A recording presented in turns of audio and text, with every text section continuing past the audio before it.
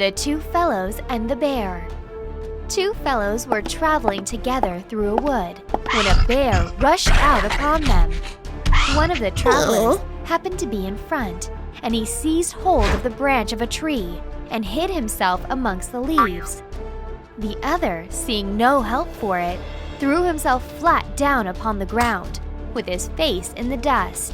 The bear, coming up to him, put his muzzle close to his ear and sniffed and sniffed.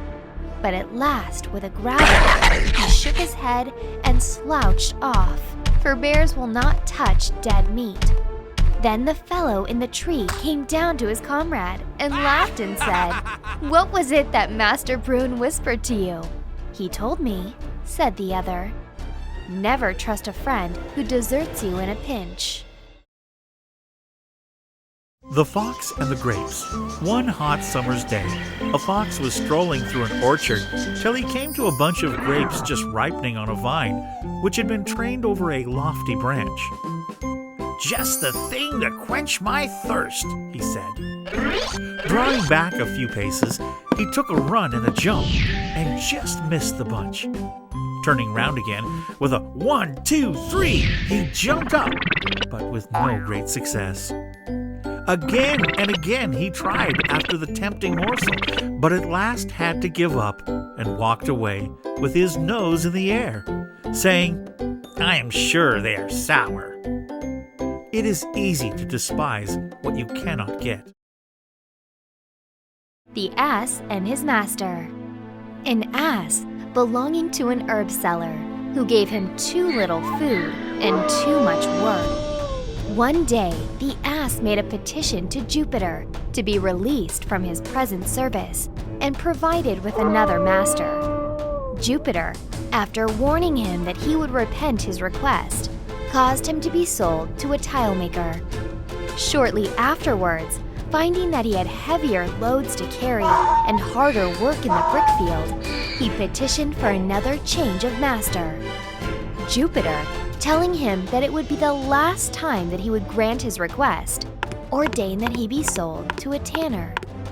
As the ass found that he had fallen into worse hands, and noting his master's occupation, said, groaning, "It would have been better for me to have been either starved by one or to have been overworked by the other of my former masters than to have been bought by my present owner, who will even after I am dead tan my hide and make me useful to him. He that finds discontent in one place is not likely to find happiness in another."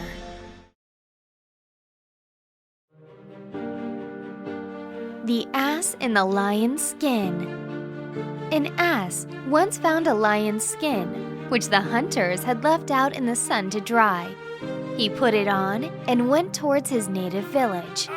All fled at his approach, both men and animals, and he was a proud ass that day. In his delight, he lifted up his voice and brayed. But then everyone knew him, and his owner came up and gave him a sound cudgeling for the fright he had caused. And shortly afterwards, a fox came up to him and said, "Ah, I knew you by your voice. Fine clothes may disguise, but silly words will disclose a fool."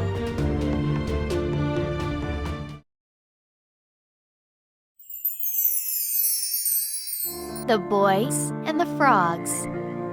Some boys playing near a pond saw a number of frogs in the water and began to pelt them with stones. They killed several of them, when one of the frogs, lifting his head out of the water, cried out, "Pray stop, my boys. What is sport to you is death to us." One man's pleasure may be another's pain. The Ant and the Dove. An ant went to the bank of a river to quench its thirst, and being carried away by the rush of the stream, was on the point of drowning. A dove sitting on a tree overhanging the water plucked a leaf and let it fall into the stream close to her. The ant climbed onto it and floated in safety to the bank. Shortly afterwards, a birdcatcher came and stood under the tree and laid his lime twigs for the dove, which sat in the branches. The ant, perceiving his design, stung him in the foot. In pain, the birdcatcher threw down the twigs, and the noise made the dove take wing. One good turn deserves another. The Farmer and His Sons. A father, being on the point of death, wished to be sure that his sons would give the same attention to his farm as he himself had given it. He called them to his bedside and said, "My sons, there is a great treasure hid in one of my vineyards." The sons, after his death, took their spades and mattocks and carefully dug over every portion of their land. They found no treasure, but the vines repaid their labor by an extraordinary and superabundant crop. The Dog and His Reflection.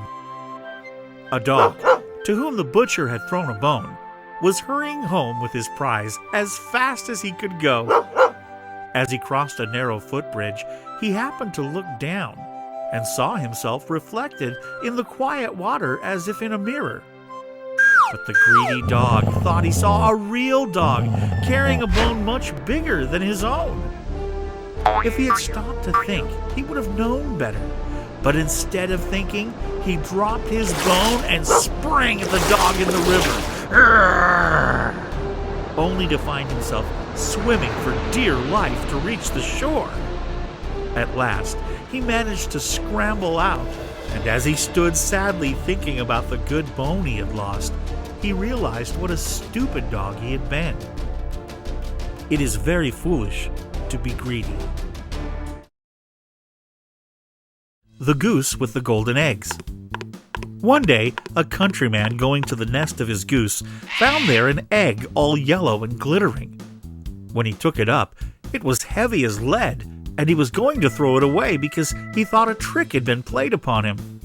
But he took it home on second thoughts, and soon found, to his delight, that it was an egg of pure gold. Every morning the same thing occurred, and he soon became rich by selling his eggs. As he grew rich, he grew greedy, and thinking to get at once all the gold the goose could give, he killed it and opened it, only to find nothing. Greed often overreaches itself. The Crow and the Pitcher. A crow, half dead with thirst, came upon a pitcher which had once been full of water. But when the crow put its beak into the mouth of the pitcher, he found that only very little water was left in it, and that he could not reach far enough down to get at it. He tried and he tried, but at last had to give up in despair. Then a thought came to him, and he took a pebble and dropped it into the pitcher. Then he took another pebble and dropped it into the pitcher. Then he took another pebble and dropped that into the pitcher. Then he took another pebble and dropped that into the pitcher. Then he took another pebble and dropped that into the pitcher. Then he took another pebble and dropped that into the pitcher. At last, he saw the water mount up near him, and after casting in a few more pebbles, he was able to quench his thirst and save his life. Little by little does the trick. The Lion and the Mouse. Once when a lion was asleep, a little mouse began running up and down upon him. This soon wakened the lion, who placed his huge paw upon him and opened his big jaws to swallow him. "Pardon, O king," cried the little mouse. "Forgive me this time. I shall never forget it. Who knows but what I may be able to do you a turn some of these days." The lion was so tickled at the idea of the mouse being able to help him that he lifted up his paw and let him go. Sometime after, the lion was caught in a trap, and the hunters who desired to carry him alive to the king tied him to a tree while they went in search of a wagon to carry him on. Just then, the little mouse happened to pass by, and seeing the sad plight in which the lion was, went up to him and soon gnawed away the ropes that bound the king of the beasts. Was I not right? Said the little mouse. Little friends may prove great friends. The Boy Who Cried Wolf. There was once a young shepherd boy who tended his sheep at the foot of a mountain near a dark forest. It was rather lonely for him all day, so he thought upon a plan by which he could get a little company and some excitement. He rushed down towards the village, calling out, "Wolf! Wolf!" And the villagers came out to meet him, and some of them stopped with him for a considerable time. This pleased the boy so much that a few days afterwards he tried the same trick, and again the villagers came to his help.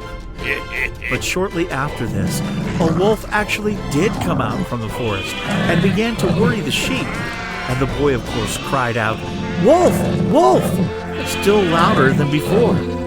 But this time, the villagers, who had been fooled twice before, thought the boy was again deceiving them, and nobody stirred to come to his help. So the wolf made a good meal off the boy's flock, and when the boy complained, the wise men of the village said, "A liar will not be believed, even when he speaks the truth."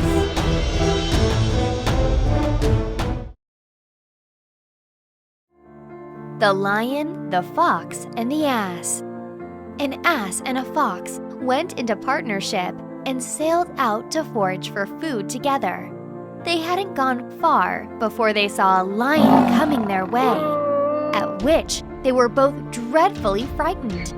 But the fox thought he saw a way of saving his own skin and went boldly up to the lion and whispered in his ear, "I'll manage that you shall get hold of the ass without the trouble of stalking him, if you'll promise to let me go free."